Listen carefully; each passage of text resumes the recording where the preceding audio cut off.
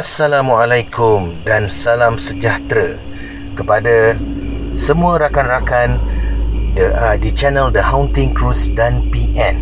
Semoga kisah pada malam ini akan membawa tuan-tuan dan puan-puan semua merentas dan alami saat-saat di zaman 70-an dulu. Tajuk pada malam ini, Jalan Pulangku Bertukar Menjadi Sungai. Penulisnya adalah Osman BK dan diolah semula kisah ini oleh Iskandar Zulfakar. Satu kisah tentang diri aku yang paling disukai apabila mengenangkan di saat tua-tua begini. Sekitar tahun 1973. Masa tu aku masuk SRC di SM Laksmana, Kota Tinggi. Sekolah cakap orang putih, jadi kena masuk SRC dulu. Kerja ayahku ni sebagai tukang kebun di rumah assistant manager estate berhampiran bandar Kota Tiga Batu aja. Macam tu. Estate ni menanam getah dan kelapa sawit. Baru ditanam setinggi orang lah kelapa sawit tu. Kawasan estate ni amat luas, beribu ekar. Satu hari, kerani ladang datang berjumpa ayah untuk membuat satu kerja part time menambak tanah pada pokok sawit yang hampir tumbang kerana ditanam pada lereng bukit. Boleh tahan jugalah, dapat RM3 bagi sepokok. Dulu besar tu RM3. Kerja hanya dapat dilakukan waktu petang antara jam 2 hingga 5 petang. Dengan berbasikal tua Jaguar, ayah memboncengku sejauh hampir 3 batu meredahi jalan tanah merah memasuki ceruk hutan kelapa sawit. Sunyi ketika petang-petang begitu, berdua memasuki ladang yang semakin jauh dari rumah mencari lokasi yang diberitahu. Itu yang heran sangat ke ayah aku ni. Walaupun tak setinggi mana pelajarannya, tapi bila kerani cakap blok mana yang perlu dicari, dia pasti dapat mencari dan tak pernah silap. Bila dah masuk ke dalam dan bersempadan dengan hutan tebal, macam-macam bunyi boleh dengar, terutamanya bunyi ayam hutan.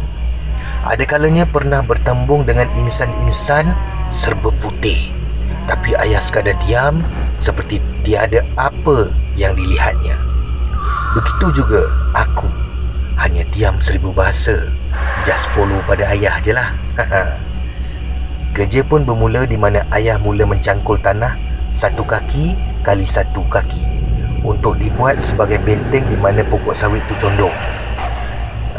Dia cangkul dan akulah menjadi tukang kemas tanah-tanah segi itu satu persatu. Macam susun bata, aku kepenatan. Tapi ayah selamba je mencangkul, sedangkan aku dah 2-3 kali rehat.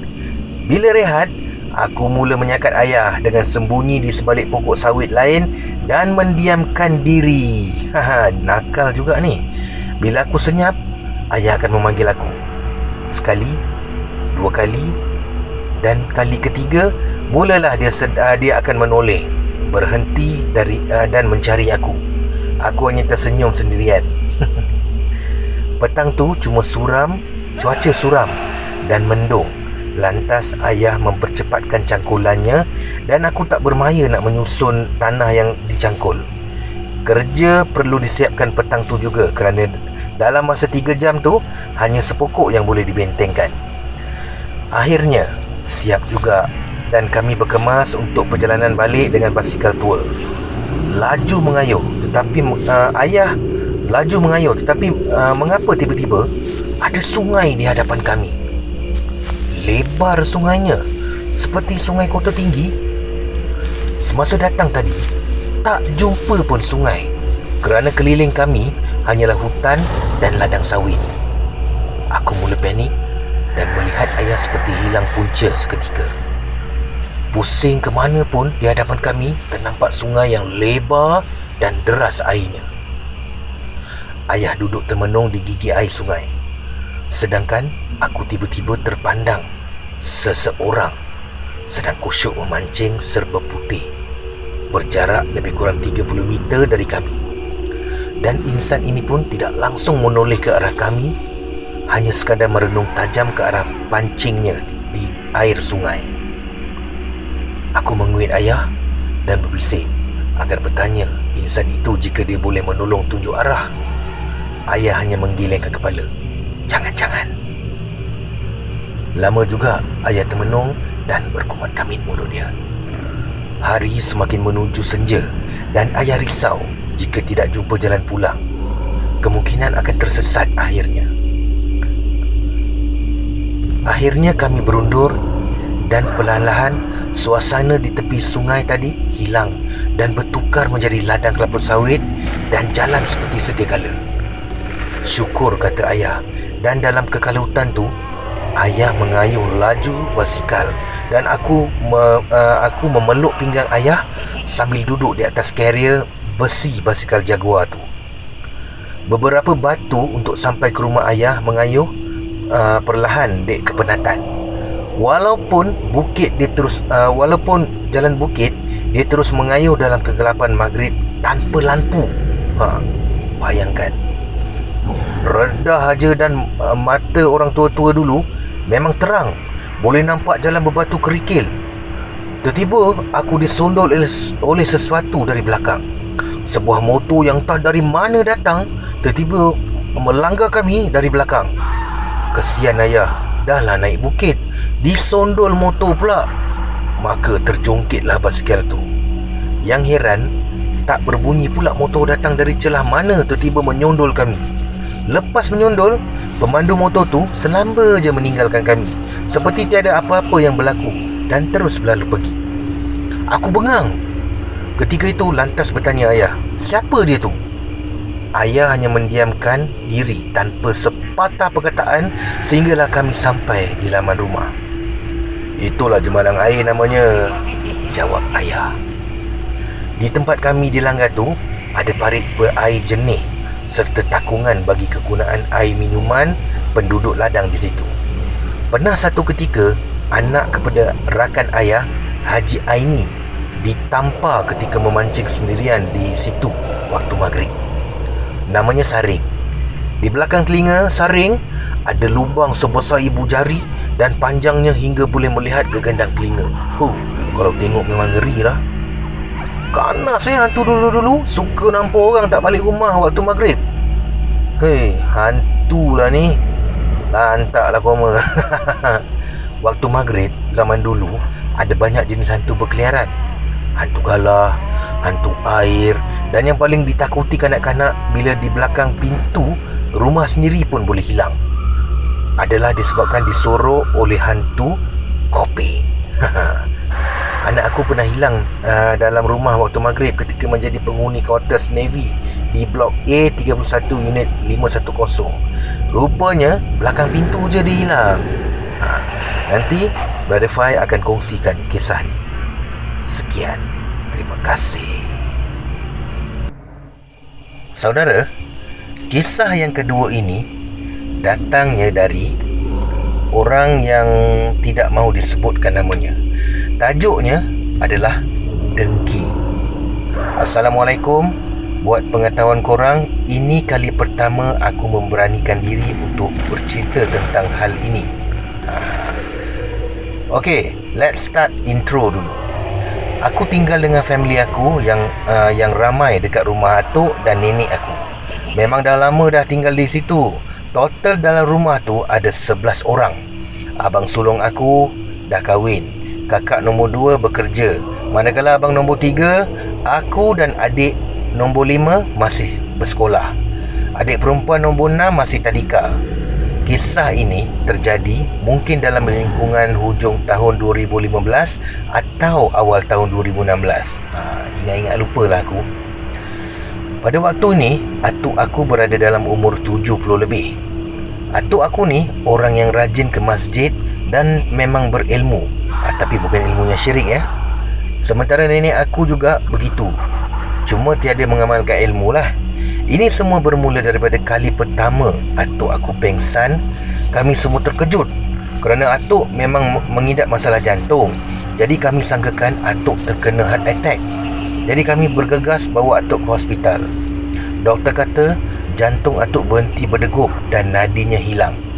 Kesemua pakcik dan makcik aku sangat terkejut kerana atuk langsung tidak menunjukkan tanda-tanda sakit dan tidak skip ubat langsung.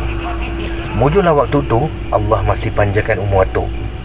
Setelah beberapa hari di hospital, atuk dibenarkan keluar.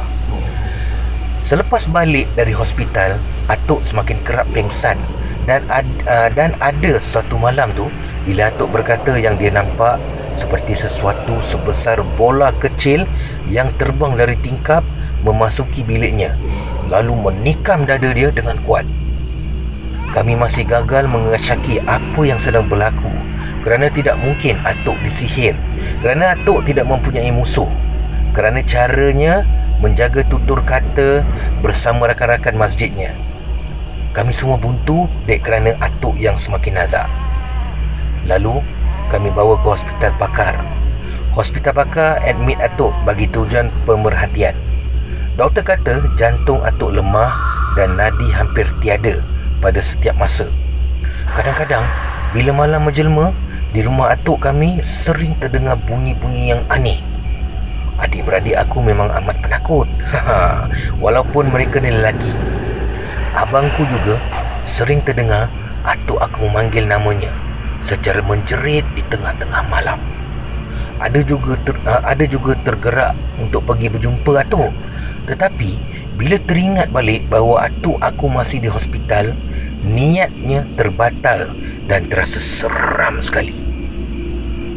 Setelah 1 minggu, doktor berkata bahawa atuk disuruh bawa balik ke rumah kerana doktor mengatakan bahawa atuk tidak mengidap penyakit. Jadi kini atuk tidak mampu lagi berjalan, hanya menggunakan wheelchair. Kami semua tidak lagi menaruh harapan tinggi pada atuk tersayang dan mula membaca Yasin untuk atuk. Sehinggalah satu hari pakcik aku datang membawa seorang ustaz yang lebih selesa bergelar Wak. Orang Jawa lah kan. Dia bersama pembantunya memasuki rumah kami dengan pandangan yang agak pelik dan melihat pekarangan rumah kami. Kami abaikanlah. Jadi dia pun mulakan proses merawat untuk atuk di dalam biliknya, membaca surah. Kemudian dia meminta untuk bawa atuk aku ke halaman luar untuk dimandikan dengan sebaldi air limau nipis yang dibacakan ayat suci Al-Quran. Selesai simbah ke seluruh badan atuk, begitu terkejutnya kami bila melihat atuk yang terlantar selama beberapa bulan kini berjalan seperti biasa. Seterusnya di rumah kami terdapat 4 pintu.